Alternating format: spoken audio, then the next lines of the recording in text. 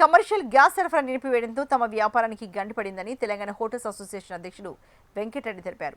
సికింద్రాబాద్లో Telangana hotels association ఆధ్వర్యంలో అత్యవసర సమావేశం నిర్వహించారు. పశ్చిమాసియాలో నెలకొన్న యుద్ధ పరిస్థితుల నేపథ్యంలో హోటల్స్, రెస్టారెంట్లకు ఎల్పీజీ గ్యాస్ దిగుమతులు తగ్గిపోవడంపై ఆందోళన వ్యక్తం చేశారు. గ్యాస్ కొరతతో హోటల్ వ్యాపారాలు పూర్తిగా దెబ్బతింటున్నాయన్నారు. గత వారం రోజులుగా కమర్షియల్ గ్యాస్ ధరలు పెంచారని, గ్యాస్ సరఫరాపై ప్రభుత్వం నుంచి ఎలాంటి సమాచారం లేదన్నారు. గ్యాస్ సరఫరా లేకుంటే హోటల్ ఇండస్ట్రీపై ఆధారపడి బతికే వాళ్లంతా రోడ్డున పడతారని ఆవేదన వ్యక్తం చేశారు. కేంద్ర రాష్ట్ర ప్రభుత్వాలు చొరవ చూపి గ్యాస్ నిల్వ కొరత లేకుండా చూడాలని విజ్ఞప్తి చేస్తున్నామన్నారు. తెలంగాణ హోటల్స్ అసోసియేషన్ అధ్యక్షుడు వెంకటరెడ్డి. ఇప్పుడు ప్రస్తుత ప్రపంచ పరిస్థితి, మన దేశ పరిస్థితిలో ఎదురవుతున్న గ్యాస్ సమస్య, మరి గ్యాస్ అనేది ప్రతి నిత్యము ప్రతి వారికి అవసరం ఉన్న రోజు.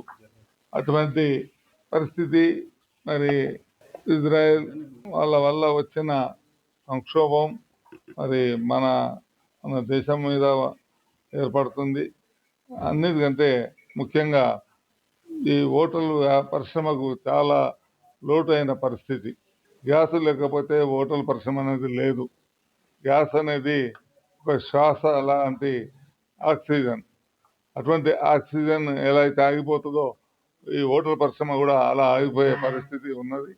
మరి ఎంతో మంది లక్షల కార్మికులకు ఉపాధి కల్పించే ఈ సంస్థ మరి 1-2 రోజుల్లో ఈ సంస్థ బంద్ అయిపోయి అందరి పరిస్థితి అఘోరమైన స్థితికి వచ్చే క్రమంగా